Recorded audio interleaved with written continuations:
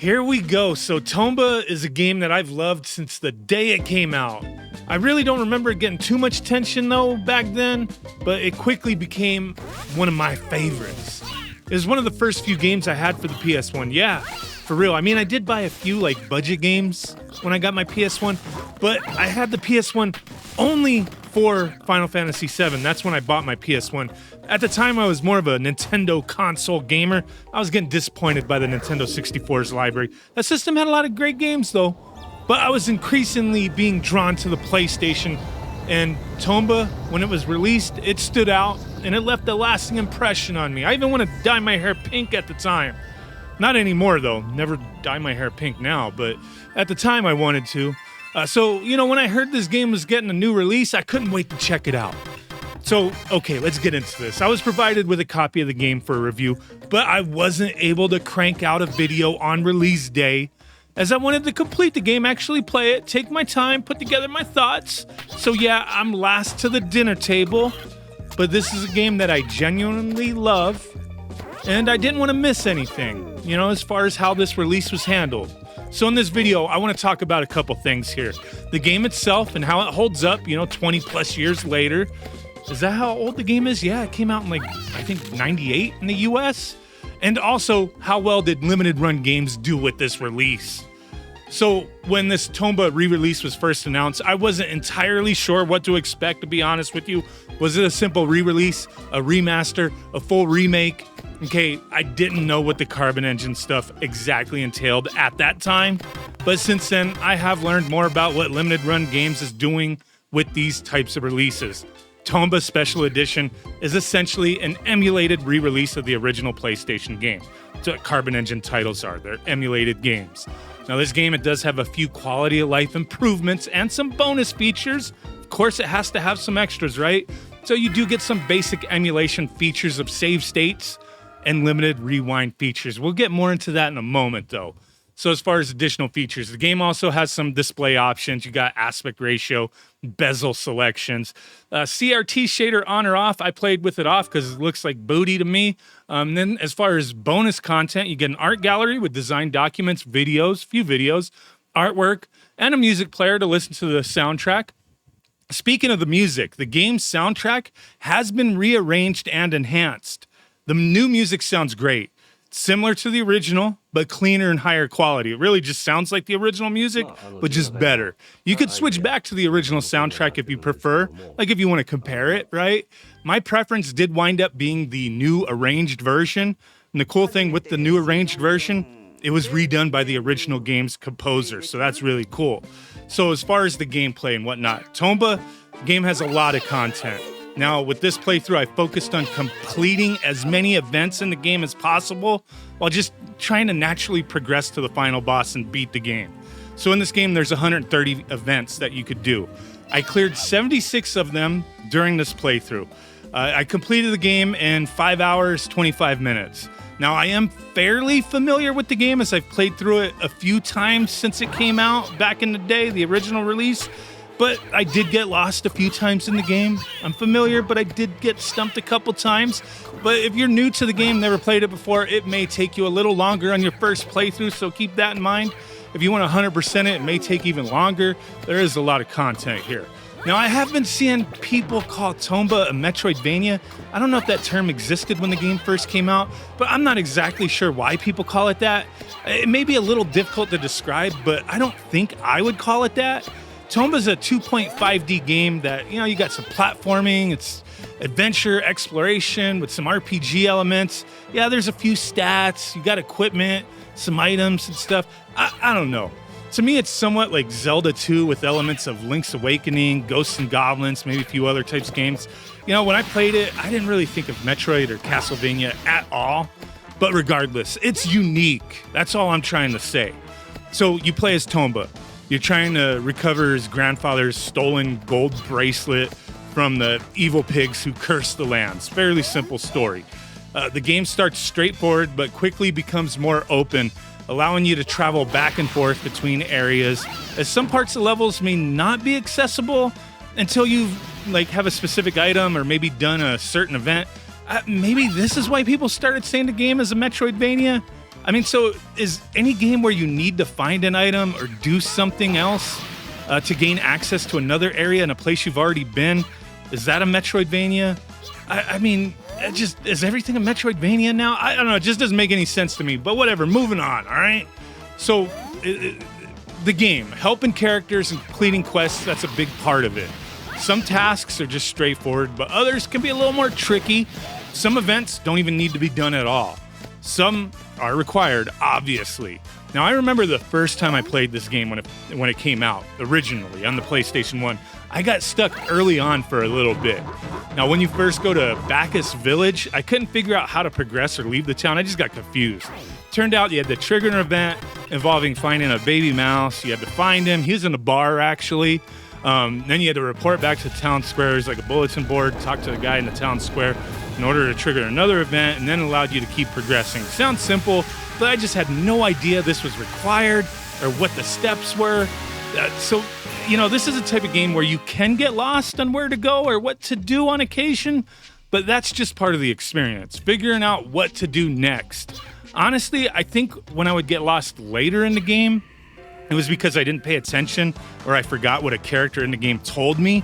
I mean, there's plenty of hints and there's like dialogue to tell you what needs to be done. So it's not as bad as I probably just made it sound with that like earlier example. It's just one of those things. You got to figure out what to do. So the overall goal, you got to restore the cursed areas to their normal state. This involves capturing the pigs who are responsible. In order to do this, you have to find the bags. They're like little coin purse type things. I don't know.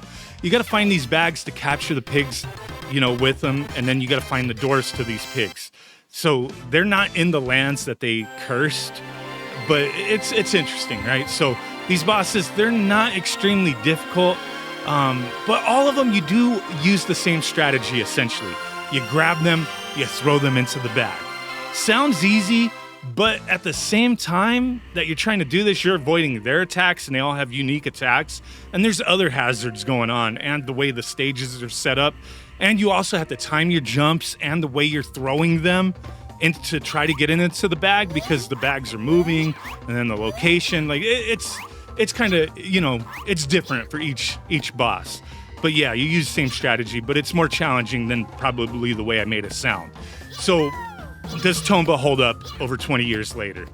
I think it does. It's as unique and enjoyable as it was back then. They just don't make games like this anymore, in my opinion. I mean, it does kind of feel like a product of its time. It has that PS1 weirdness and charm that you just don't really see anymore. Now, it could be nostalgia speaking, so maybe I am a bit biased, as I do legitimately love this game.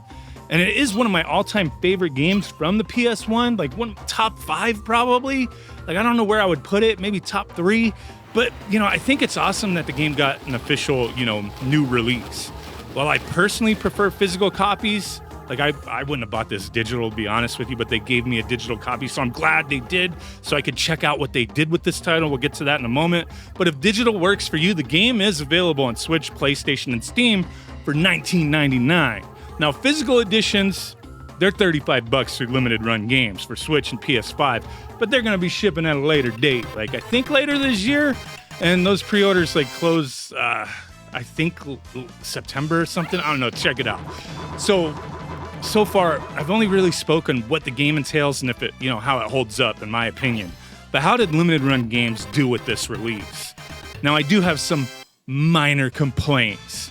So for a company who's about game preservation and whatnot, in my opinion, for them to take a classic game that I love, like Tomba, and present it in its original form with some minor emulation features, I think it's odd what they did to the intro sequence. Now, if you play this release, I mean, if you never played the original, you wouldn't notice this. But if you play this release, you'll notice the only video sequence shown in the game that looks sharper for the most part is the intro one, but that's not what I'm really talking about.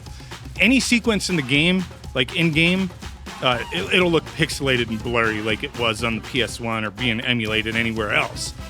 But what I'm trying to say is the intro sequence is widescreen, while all the in-game sequences, they're in their normal aspect ratio. They did not remake the intro sequence. What they did is they took the original 4:3 aspect ratio version and they cropped it to make it widescreen. So they cut out artwork from the original animation just to fill the screen. I don't like that. I think that's boo-boo, but you know, whatever. I wish they'd have left it untouched, or like just had the untouched original version in the game somewhere, but it's not. It's a minor gripe, okay?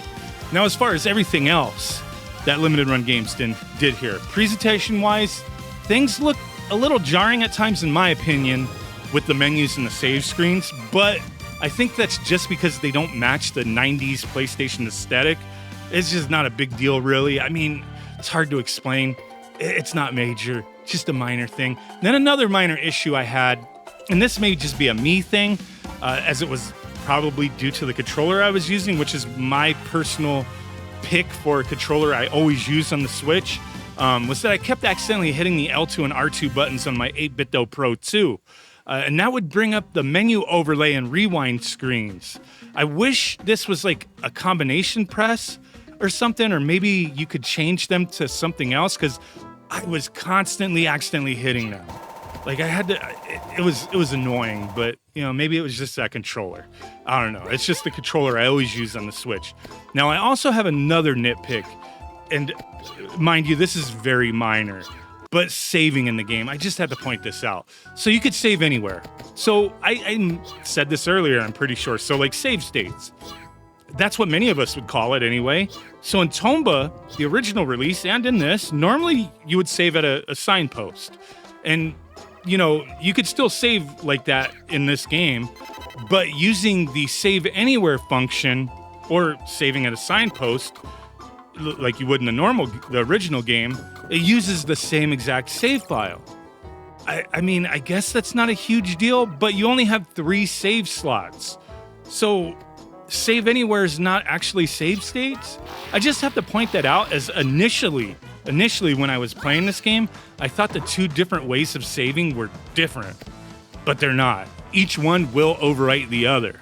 So just pointing that out in case somebody may be confused. Initially I was, but I got over it. Whatever, you got 3 slots. No matter how you save, uses the same slot.